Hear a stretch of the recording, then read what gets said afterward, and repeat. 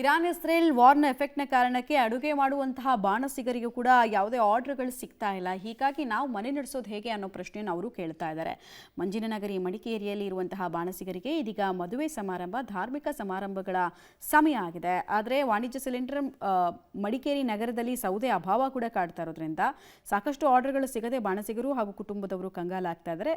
100 ಊಟದ ವ್ಯವಸ್ಥೆ ಮಾಡೋರು 50 ಊಟ ವ್ಯವಸ್ಥೆ ಮಾಡಿಕೊಡಿ ಸಾಕು ಅಂತ ಕೆಲ ಗ್ರಾಹಕರು ಹೇಳ್ತಾ ಇರೋದ್ರಿಂದ ಆರ್ಥಿಕ ಸಂಕಷ್ಟಕ್ಕೆ ಸಿಲುಕಿದ್ದೀವಿ ಅಂತ ಪಬ್ಲಿಕ್ ಟಿವಿ ಮುಂದೆ ಬಾಣಸಿಗರು ಅಳಲನ್ನು ತೋಡ್ಕೊಂಡಿದ್ದಾರೆ. ಕಾರ್ಮೋಡ ನಾನಾ ವಲಯದ ಮೇಲೆ ಅದರ ಪರಿಣಾಮ ಬೀರಿದೆ.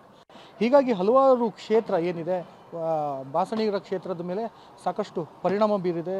ಹೋಟೆಲ್ ಉದ್ಯಮವನ್ನೇ ಅವಲಂಬಿಸಿಕೊಂಡಿರ್ತಕ್ಕಂಥ ಹಲವಾರು ಜನರು ಇದೀಗ ಅತಂತ್ರ ಪರಿಸ್ಥಿತಿಯಲ್ಲಿದ್ದಾರೆ.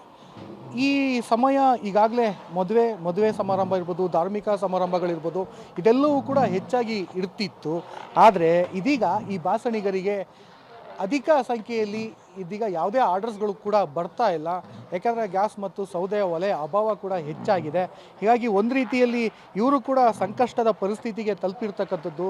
ಬರುವಂತಹ ಆರ್ಡರ್ಸ್ಗಳನ್ನು ಕೂಡ ಒಂದಷ್ಟು ಬ್ಯಾಚ್ಗಳನ್ನು ಮಾಡಿಕೊಂಡು ಕೆಲಸವನ್ನು ಮಾಡ್ತಾ ಇರ್ತಕ್ಕಂಥದ್ದು, ಅಡುಗೆಯನ್ನು ಮಾಡಿ ಹೋಗುವಂಥ ಪರಿಪಾಠವನ್ನು ಹಮ್ಮಿಕೊಂಡಿದ್ದಾರೆ. ಆದರೆ ನಿರೀಕ್ಷೆ ಮಾಡಿದಷ್ಟು ಏನು ಆರ್ಡರ್ಸ್ಗಳೇನು ಬರಬೇಕಿತ್ತು ಅದು ಇವರಿಗೆ ಬರ್ತಾ ಇಲ್ಲ. ಹೀಗಾಗಿ ಒಂದು ರೀತಿ ಈ ಜನಗಳು ಇವರಿರ್ಬೋದು, ಇವರ ಕುಟುಂಬದವರು ಕೂಡ ಒಂದು ರೀತಿ ಅತಂತ್ರ ಪರಿಸ್ಥಿತಿಗೆ ತಲುಪಿರ್ತಕ್ಕಂಥದ್ದು. ಪ್ರಸ್ತುತ ಇದೀಗ ನನ್ನ ಜೊತೆ ಒಬ್ರು ಇದ್ದಾರೆ, ಅವ್ರನ್ನೇ ಕೇಳೋಣ.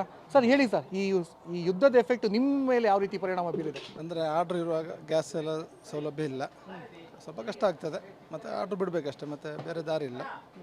ಕಮರ್ಷಿಯಲ್ ಸಿಲಿಂಡರ್ ಸಿಗೋದಿಲ್ಲ, ಮತ್ತು ಡಿಮಾಂಡು ಕೂಡ ಅಷ್ಟೇ ಉಂಟು.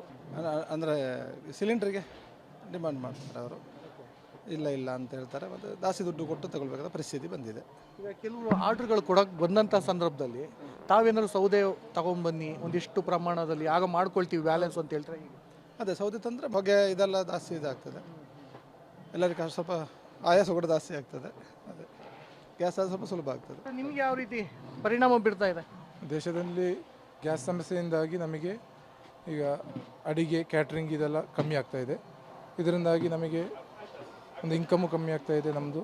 ಹಾಗೆ ಎಲ್ಲರಿಗೂ ಫಂಕ್ಷನ್ ಇಡುವಾಗ, ಮನೆ ಫಂಕ್ಷನ್ ಇಡುವತ್ತಿಗೆ ಅವರು ಇದು ಮಾಡ್ತಾಯಿದ್ದಾರೆ, ಎಂಥ ಫಂಕ್ಷನ್ ಇಡಬೇಕು ಬೇಡ ಅಂತೇಳಿ ಆಲೋಚನೆ ಮಾಡ್ತಾ ಇದ್ದಾರೆ. ಅದರಿಂದ ಈಗ ನಮಗೂ ಹಾಗೆ ಇದರಿಂದ ಸೌದೆಯೂ ಕಷ್ಟ ಆಗ್ತದೆ. ಈ ಹೊಗೆ, ಅದರ ಸೌದೆ ಹೊಗೆ, ಮತ್ತು ಅದಕ್ಕೆ ಜಾಗ ಜಾಸ್ತಿ ಬೇಕಾಗುತ್ತೆ, ಮತ್ತು ಅದಕ್ಕೆ ವ್ಯವಸ್ಥೆ ಚಪ್ಪರ ಇದೆಲ್ಲ ಬೇಕಾಗುತ್ತೆ. ಆದ ಕಾರಣ ಅದೊಂದು